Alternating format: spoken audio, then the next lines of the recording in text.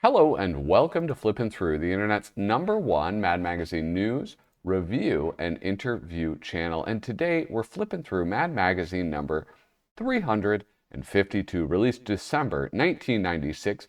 Our price, $2.50, which is indeed cheap.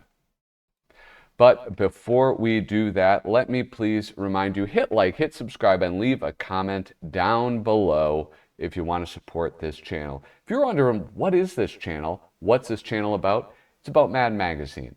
And it's about my collection. I got a big collection of Mad, and for the past 3 years, I've been reading one issue a week and broadcasting it on this channel, with my goal being to collect and read every single issue of Mad Magazine. So if you like that, stick around, hit subscribe. If you want to support me in another way, patreon.com/flippinthrough, link is down in the description. That's if you think that this is worth anything more than a like or a subscribe. And I got some stuff that I can send to you. And you know what? Where is it? I got something new that I'm going to be sending my patrons right here. A handmade, hand-engraved, maybe I should do this, overhead, linoleum print, a lino cut and print. If you want to see, if you want proof that I did it, you can check out the Instagram. It's also, I made a short of it as well.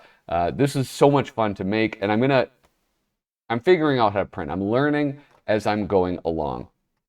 So check that out, because those are going to be going out pretty soon once I get enough good quality prints. These are the people, though, that I get to thank for their support today.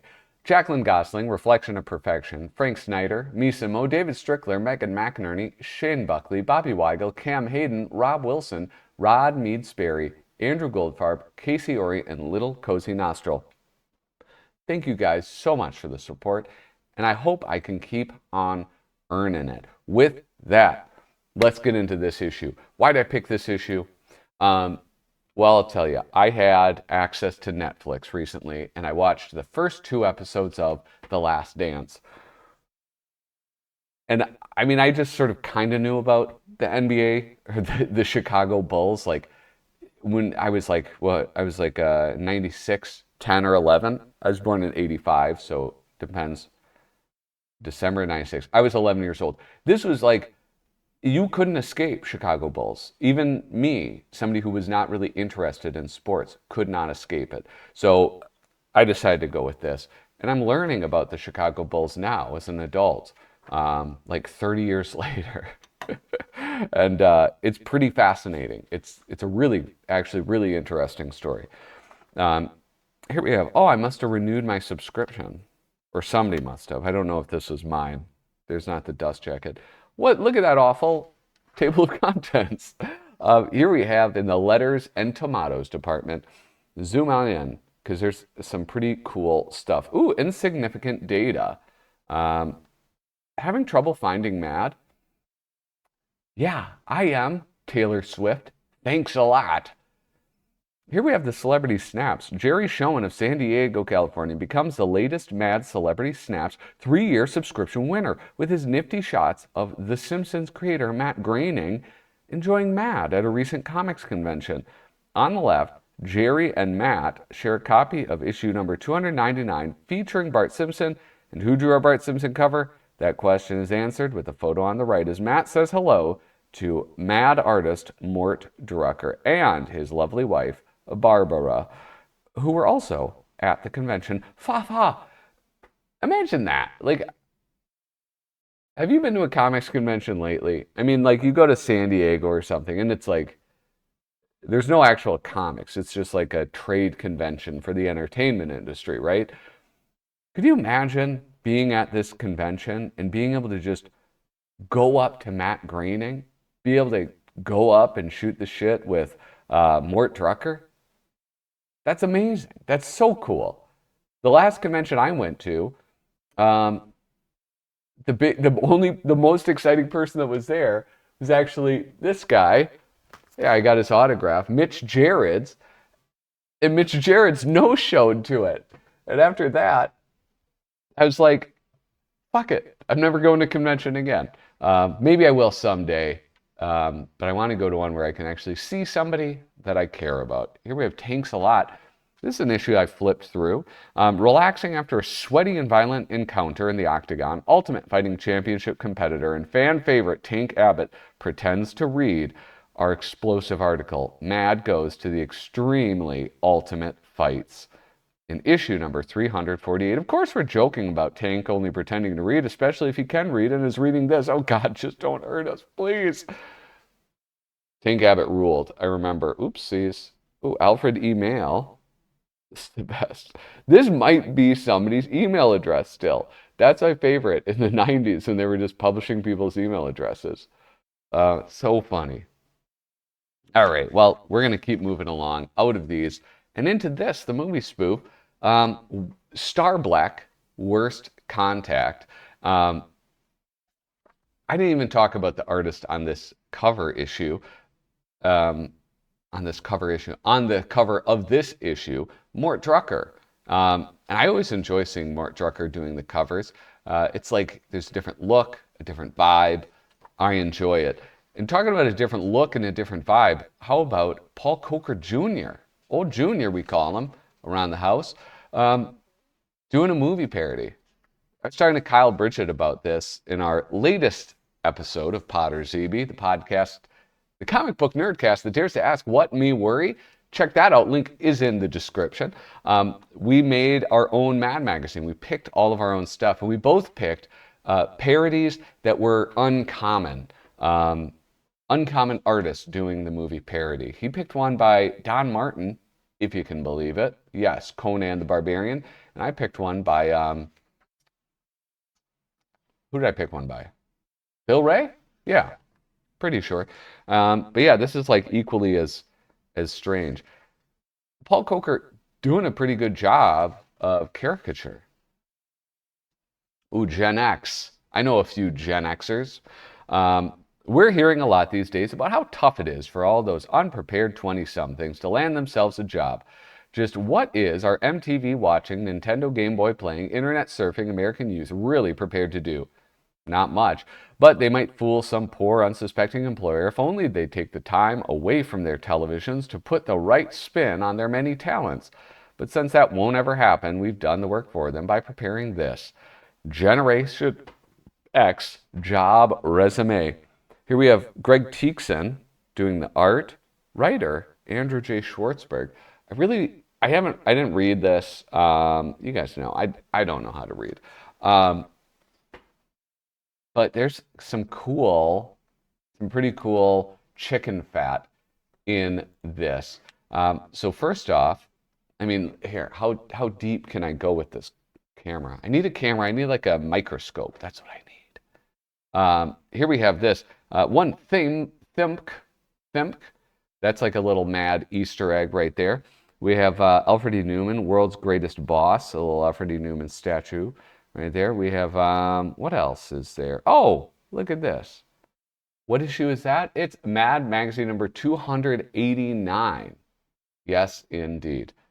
I looked it up on crackedcoversite.com. What else is there? Oh, yeah, call Nick Maglin. Call Lenny Brenner. Call John Severin? Probably John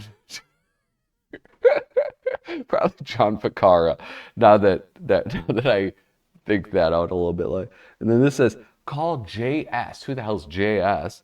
Call your mom, call Ghostbusters, subscribe to Mad. Something about talking about moms? I don't know. And then instead of Coke, it's choke. And then I was thinking right here, is this Arthur? He didn't do a good job of Arthur, the avocado tree, but you know what? I like everything else in it. Like that gross belly button ring. I'm going to go out on a limb, guys. This might alienate some viewers. A belly button ring on a dude? Not a good look. Sorry. I apologize if that's really upsetting and offensive.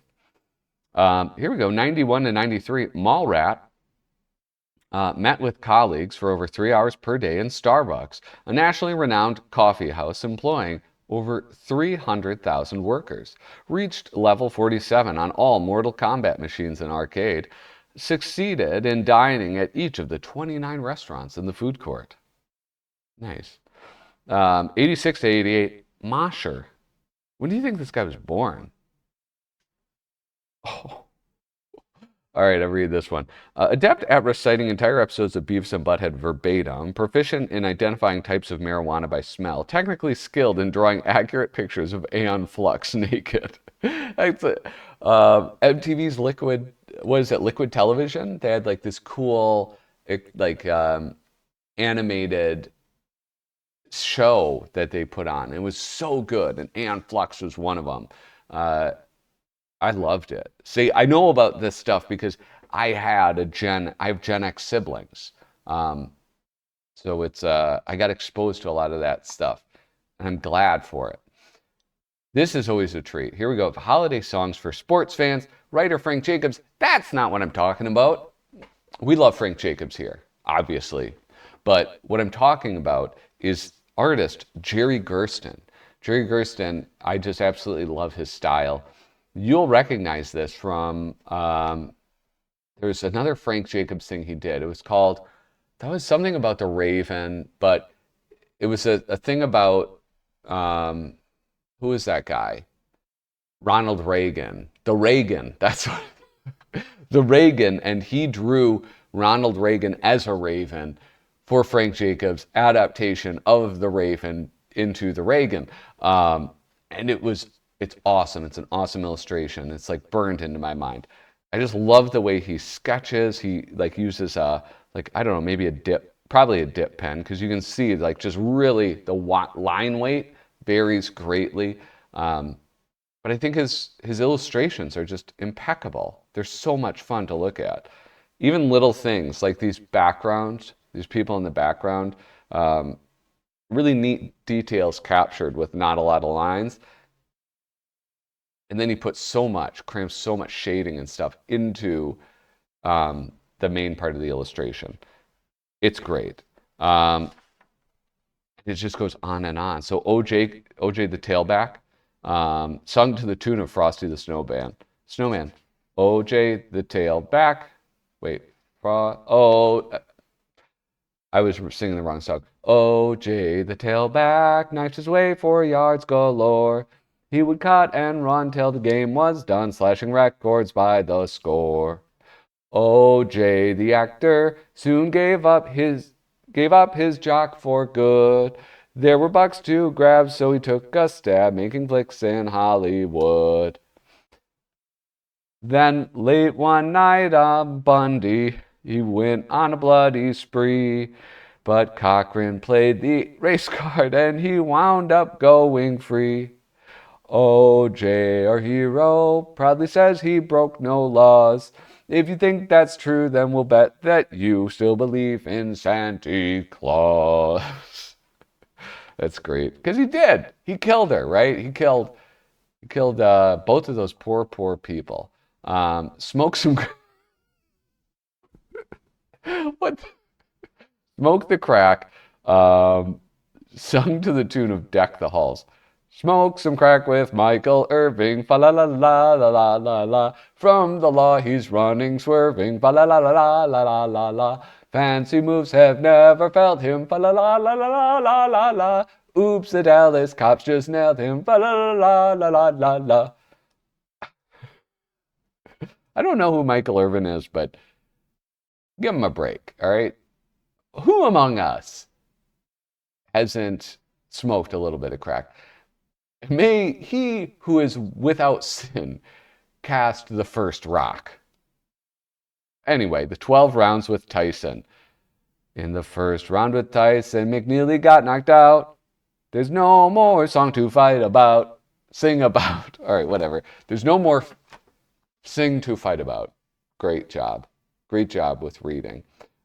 Here's a mad look at parties. Sergio Aragones. Gosh, what a fun issue. Holy smokes. Mad look at parties. Look at that. Sergio Aragones.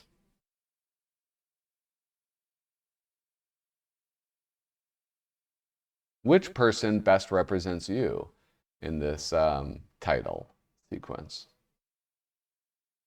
Anyway, there's a lot of awesome things in here like this one. And I want you to look actually below the strip too, because this does not have any MAD marginals in it. Well, maybe there are, but there's none that I've seen. Oh, this is so great. They would do this before MAD marginals existed. They would put other little things inside. Here we have appearing live: meatloaf, the cranberries, the red hot chili pepper, salt and pepper, vanilla fudge, and iced tea. Here we go. One night only, Bad Religion, with Faith No More. Here, how about this then? Well, I'm going to show you this one. This is right here. I feel like this panel alone I've seen reprinted several times, but this is an absolute classic.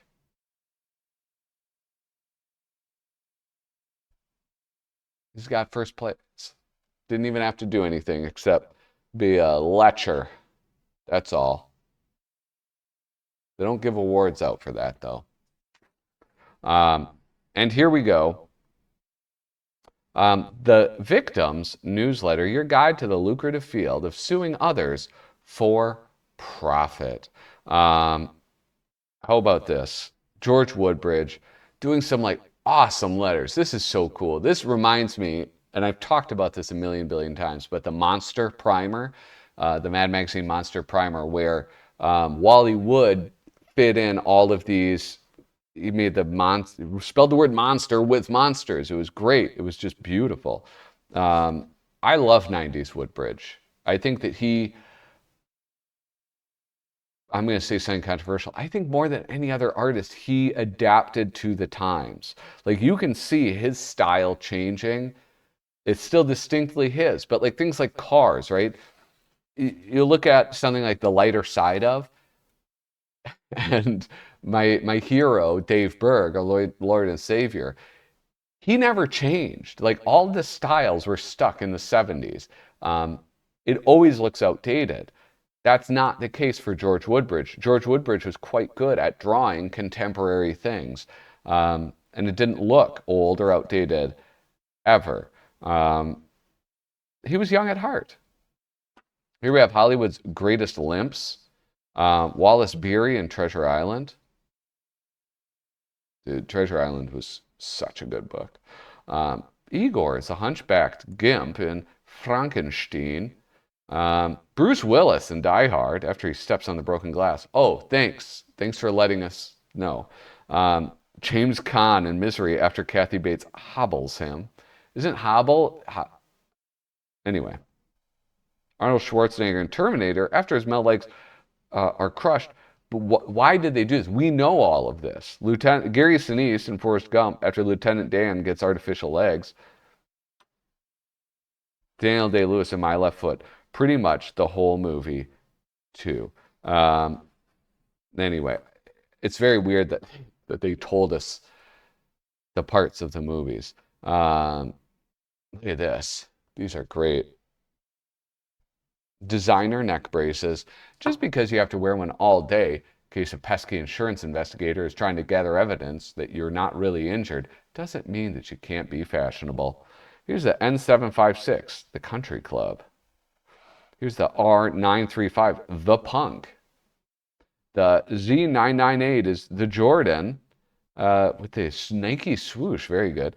L142, the Outdoorsman. LL Bean, how lovely. How am I doing on time? Not great on time. I'm gonna have to like buzz through some of this. This is like such a good issue. But you guys know, like these 90s ones and 2000s ones, that's the one. God, there's the staple is loose. That I get the most nostalgic about. Like for a lot of you guys, like 60s and 70s, that's your era. 90s and 2000s. That's the one that I feel the most nostalgic for. But like, look at this. Okay, this is what I was talking about. Like, compare this whole thing to that George Wood bridge, right? Like, there's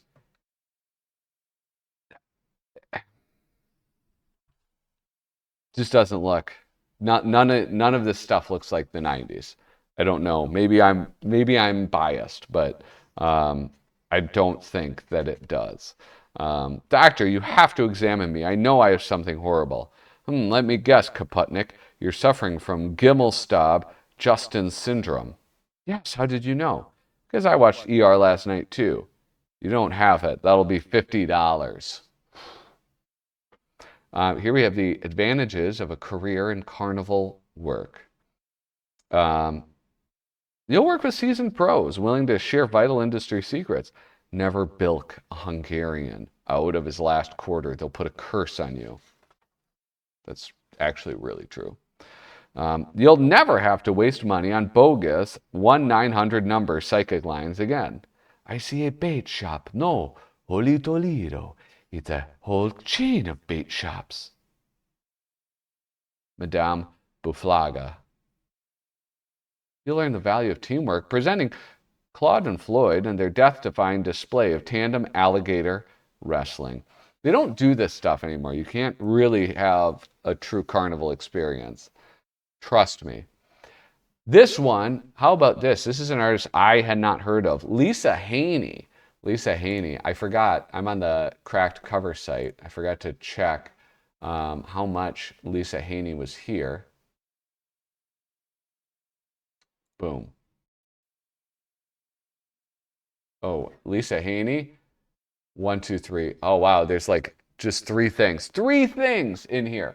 Now, I thought this was very interesting because one, it's really cool. It looks like it was like carved or like engraved like that, like the lino cuts or whatever. Well, it turns out it wasn't. This is her website.